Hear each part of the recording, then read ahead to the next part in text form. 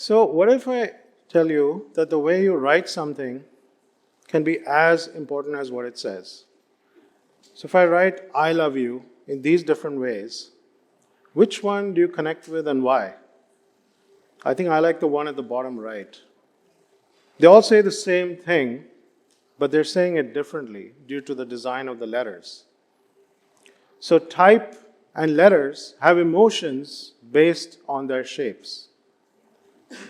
Now, what if I tell you that every time you type a letter, you could be typing in the voice of a disappearing culture? Across India, hundreds of craft traditions, from tattoos to embroideries, are vanishing. And when these art forms disappear, it's not just the designs that we lose, but we actually lose the voices, the stories, and the memories that they hold. I started the Typecraft initiative in 2011, where I collaborate with craft communities and make typefaces using design and technology. So here you see the column art form becoming into letters first and then into a font. So when I visited the Bega Adivasi community, I noticed that the women tattoo their forehead with something called the chula, or the hearth. It is a symbol of food on the table, but it's also a marker of tribal culture and identity. But sadly, these tattoos are no longer being practiced by the community. And so the typeface or the font that we co-created with the same community becomes a living archive of tribal knowledge, and it also allows them to hold on to their culture. People ask me, how did I, a New York-based art director, end up coming back and working with rural craftswomen from the remotest parts of the country? The thing is, when I returned to India and felt that graphic design was very colonized and disconnected with the real India, the expressive India, the chaotic India, the India of the streets and the villages.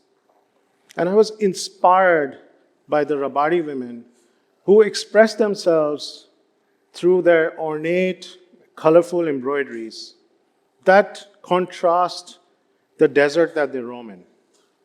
And just like them, I wanted to celebrate the vibrancy of our culture by designing fonts.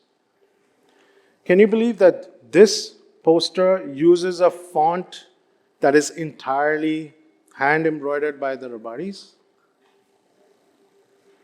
Some of you may wonder, how do we create these typefaces? So working on fonts as diverse, based on crafts as diverse as embroidery, tattoo, floor art, wall art is complex and time-consuming. So the workshop is where this project truly begins, not as a lecture, but as a conversation with the community. We sit with the women and understand their crafts, methods of making, and the materials that they use. As a designer, we like to work with lots of explorations before we hone into the final outcome. So we like to see lots of trials and basically certain crafts are material-based, like embroidery or tie-dye. And they take a long time to make. And so we have to mimic that craft using cheap and easy-to-use materials like paper or scissors. So we start by simply asking them to make basic forms. And here we see Bhami Devi, who actually makes the best chai in the village. This is in Rajasthan. But she also makes amazing straight lines with the Barmer Khatab. And Hital Ben is busy making letters with bits of pre-cut paper that mimic the Suf embroidery, which is highly geometric in nature. And here you see Khatri women who are from Kutch as well, and they're mimicking the Bandhani tie-dye with stamps to make the dots, again on paper. And so this is how our fonts are born, not just from software, but from conversations and chai. My partner, Andrew Bellius, myself, and our design team then work for months to digitize these handmade letters and bring it into a font software before we can actually make it work as a typable digital font.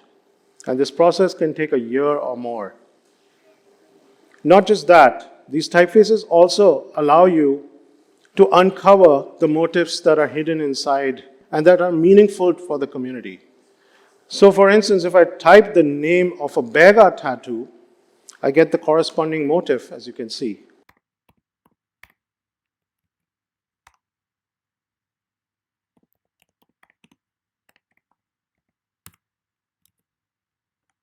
I see Typecraft as a bridge that connects people across the world to the beauty and vitality of South Asian crafts and tribal arts. And today, our fonts are used around the world, like at a theater in Hungary, a botanical garden in Chicago, a museum in Minnesota, and even an art gallery in Ginza, Tokyo. The next time you see a Typecraft font, please think about the communities that are behind it.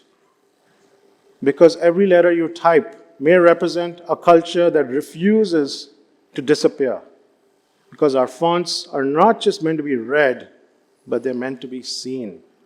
Thank you very much.